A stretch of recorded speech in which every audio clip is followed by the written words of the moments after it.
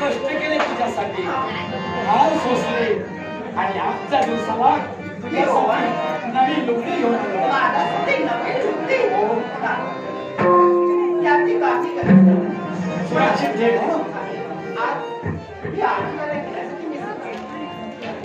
समाधान वाटतंय आणि त्यावेळी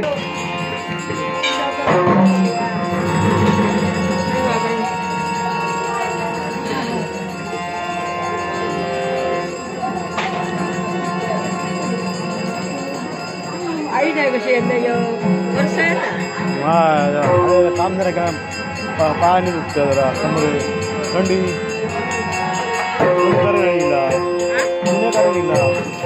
मगाशी बघण्याचं माझे डोळे पसायचे अचानक साईला एकटा दिला कामा गेलं बा इकडे कसल्या पार्लरचं स्वप्न बघायचं स्वप्न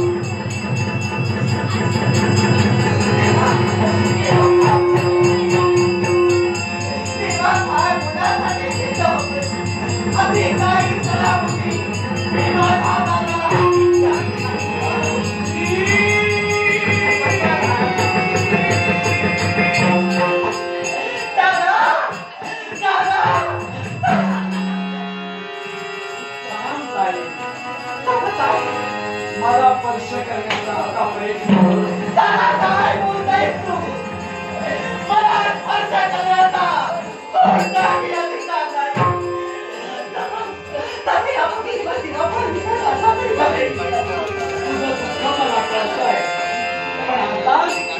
मी मनुष्य योगी नाहीये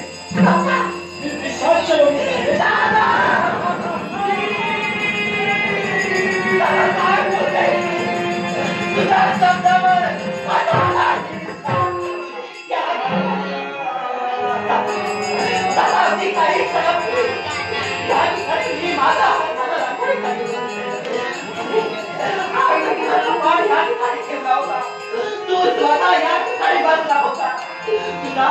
मी राखी बांधली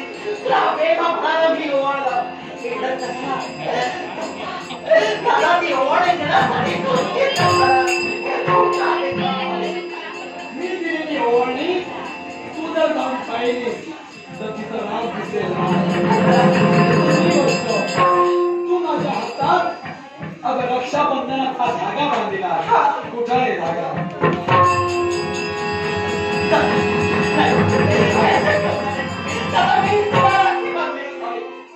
तू मला राखी बांधली नाही भाऊ जेव्हा मी नव्हतो अगं तो भाऊ नसू तुझा नसे कोणी तो बंधू तुझा नसे कोणी तोची त्रैलोक्याचा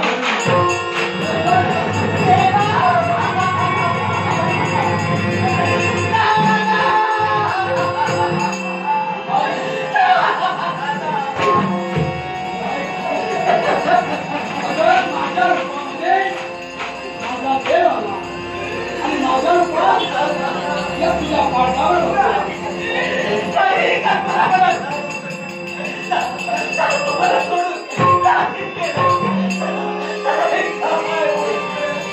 कसं घडलं असेल हे जर तू ऐकायचं असेल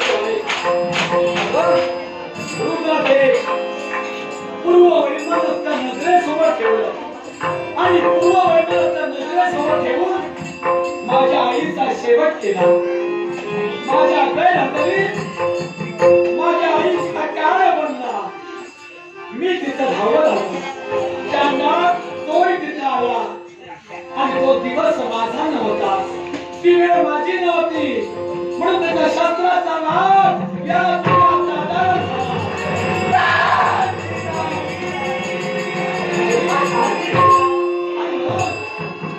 माझे प्राणोत्कलन होत नव्हते, म्हणून माझ्याने देवाला सांगितलं माझ्या आत्म्याला शांतता मिळायला हवी, आणि माझ्या आत्म्याला शांतता जोपर्यंत मिळत नाही तोपर्यंत मी स्थिर नाही. माणसासमोर